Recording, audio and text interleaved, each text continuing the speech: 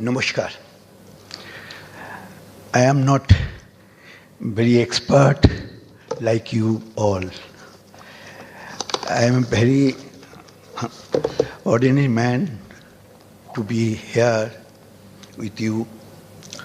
I feel extremely privileged to present myself, a humble Gandhian, before you and address this highly motivated group of IIT, IIM alumni who are inspired by late Dr. APJ Abdul Kalam in his vision and mission to bring about social transformation in the society through partnership with corporate, government bodies, and civil society organizations. I think it is perhaps the first of its kind in Kolkata, and I am indeed elated to place my views and share my experiences as the keynote speaker in your August gathering. The theme of today's deliberation is unseen advantages and becoming agents of change. Taking a cue from the words of one of the greatest visionaries of our age, late Dr. Kalam, India is not an underdeveloped nation. It is a highly developed nation in an advanced state of decay. We feel encouraged to say that India is gradually emerging as one of the biggest economies in the world, and primarily Dr. Kalam's unflinching faith in the youth of our country, that even after his demise, attempts are being made to translate his dreams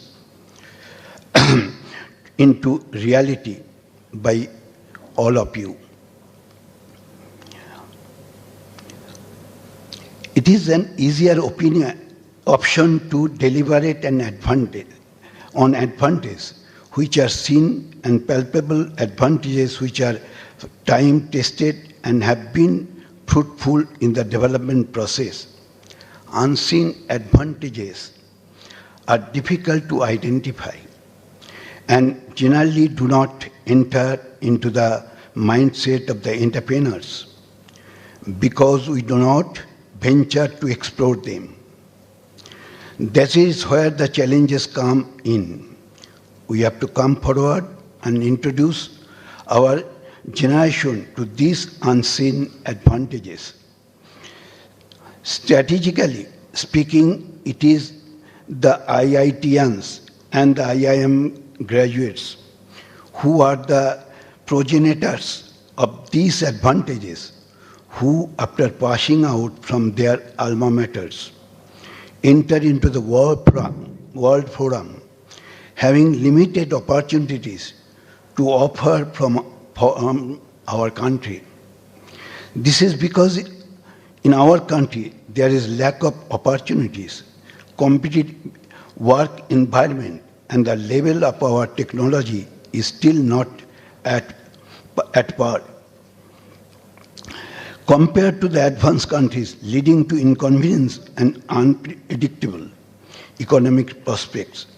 It is therefore necessary to turn these disadvantages into advantages and provide that platform where these young Turks can translate their ideas into building a technically advanced India. Our country has genuine expectation from them regarding their challenging expertise and innovative mindset, which would encourage new entrepreneurs to initiate startups in a large scale throughout our country so that industrial, agricultural, research and development, service sector, and social engineering, etc., can flourish and transform our country into a greater development, strong and confident nation. With that objective, our Honorable Prime Minister has left no stone unturned by repeatedly convening business conclaves with national and international industrialists, with the indigenous concept of Make in India, though it is very early to expect miraculous result. It is indeed a matter of concern that in the absence of venture capitalists, the country is suffering from shortage of investment. In my opinion, the future of our nation is banking on these IIM, IITians, who need to act as an agent of change by launching startups with the whatever investment corpus they have, along with the assistance from our banking system. The central government also has an elaborate plan to encourage this young entrepreneur to take up projects, even if these are in the small and even cottage industries section, because we believe that these industries have enough employment generating properties in the remotest part of the country, where big capitalists dare not enter in the absence of available infrastructure. Unfortunately, in our Kolkata also, to the big industries which have big presence in the city and its surroundings do not want to leave the comforts of the city life and explore the opportunity in the backward places, where there is surplus land availability and labor ready to offer their services at lesser wages. Citing the case of West Bengal, where the government has declared a principle of not granting SAGE to any industry for concern that in doing so, it might be alienating local population who would be forced out of their hearth and home once an area falls under SAGE. Besides these problems, the state will get inadequate revenue from the entrepreneurs located within the state. Therefore, the state is looking for small-scale and cottage industries which would not require big chunk of land and will also provide greater number of employment near the homes of the laborers. The only problem they face is effective marketing of their products. The state has to take the onus of arranging the marketing of the products produced by the small-scale and tiny industries, which have export potential. In fact, the traditional cottage industries in Bankura, Purulia, Birbhum, and North Bengal have got wide international market, providing us good amount of foreign exchange. The government of India should come forward to protect not only the big industrialists, but offering them various incentives and tax concession, but also formulate policies to bring out optimum production from the small and these tiny industries. Such industries employ thousands of people without displacement and encourage them to develop strategies to market their products, earn revenues and make them sustainable and earn profit. It is through the empowerment of these entrepreneurs that we can facilitate the overall development of the nation. The country will make true progress only if the rural economy flourishes. This will in turn lead to infrastructural development of the villages and put a check on the problem of migration and unemployment.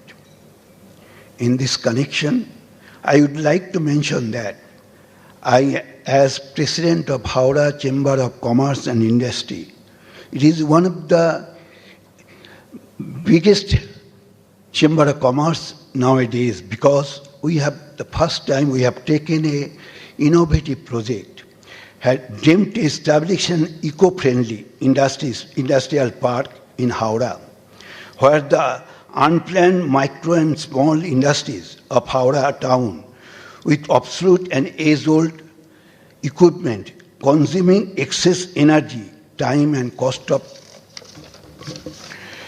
production, and without much scope for modernization, with efficient use of energy could be shifted, relocated and expanded with the view to rejuvenate the micro and small industries of the district, which was once known as Sheffield of India and Birmingham of East. With this dream, we established an eco-friendly industrial park in Howrah, where more than 325 micro and small enterprises members have purchased more than 600 acres of land individually and directly from the landowner to relocate and setting up their eco-friendly industrial units. The Chamber has also intention of establishment of a new unit with expanded capacity with modern machineries to enable the entrepreneur to compete with the developed and developing countries in the liberalized and globally competitive market of future. This industrial cluster has been included in the National Innovative Council set up by the Honorable Prime Minister. It is the only one of such type of cluster from this state out of 400 clusters established in the country. In order to improve the life and living of people, especially the backward and underprivileged section of the society, it is not enough to give them items of relief only to ease the burden in their working life. But it is more important to improve the environment and standard of life through upgradation of their dwelling places and the amenities and requirements of their everyday living. This will help them to live a disciplined, systematically and hygienic life which will promote their standard and quality of work and overall performance individually and collectively in the way scattered and waste spaces all around their dwelling habitation will be well utilized and to the advantage in community development. On a different note, deviating from my role as a president of a Chamber of Commerce, let me uphold the iconic and historic Horizon Sevak Sangh, an All India organization founded by Mahatma Gandhi in 1932, which has been working for the uplift of the downtrodden and the weaker section of the society through its numerous branches and affiliates across the country. The Sangh became the institutional edifice for translating into practice Gandhiji's ideas and inclusiveness, working for the achievement of its laudable aims by executing defined socio-economic development projects through its branches all over India.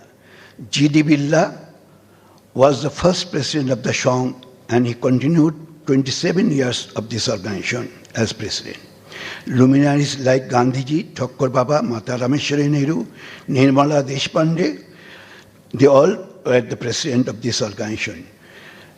The most remarkable landmark in the annals of the Sangh is that late Sri K.R. Narayanan, the former president of India, got his education through a residential ashram school in Kerala. And the Sangh further helped him in his higher studies. And late Sri Narayan has mentioned this fact in his autobiography. And in several addresses, he emphasized that I am a product of Horizon Sevak Sangh. I am happy to mention that now I became the president of that organization. It is also worth mentioning that this Sangh also has been successful organizing training of youth rural entrepreneurs development program since 2005 to 2006 has so far trained more than 2,000 entrepreneurs who have invested almost 100 crores financed by the nationalist banks.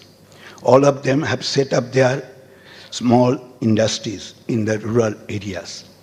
The Shang organized installation of 5,31,000 improved smokeless chullas in different villages of different districts of the state of West Bengal. The Shang also, along with the Tech Mahindra Group, established in Delhi a most ambitious project, Tech Mahindra Foundation, Smart Academy, for which for allied health professionals in memory of Dr. APJ Abdul Kalam. It is our aim that by 2025, the Academy will develop over 25,000 skilled professionals to offer healthcare services at India's leading hospitals. Let me finish in this context. We can state the father of the nation, Mahatma Gandhi, opined that capitalism and socialism are unsustainable for addressing the problem of common man. On the other hand, parliamentary democracy, now accepted as the predominant statecraft throughout the Western world, has many shortcomings which make lives of dissidents and opponents of establishment difficult. Sarvodaya, which is built on the premises of human dignity and its ability to live in harmony among themselves without intervention of the state in the appropriate statecraft. Last but not the least, this cannot help orderly promotion of a civil society if we do not work for the dedicated worker, dedicated citizen of India. The concept of Bahujano Hitayo, Bahujano Sukhayo of the Upanishad, meaning thereby the welfare for all. In this connection, you must always keep in mind the clarion call of Swami Vivekananda: arise, awake, and stop not, your goal is achieved. And emphasize the purpose of education of following the words: education is the manifestation, perfection already in man. The alumni of IIT and IIM will be definitely inspired by this word. I quote, "Change yourself, you are in control." It is sincerely believed that each one has found his peace from within, and peace to be real must be unaffected and outside circumstances. The true sign of intelligence, according to Einstein, the true sign of intelligence is not knowledge but imagination. Thank you.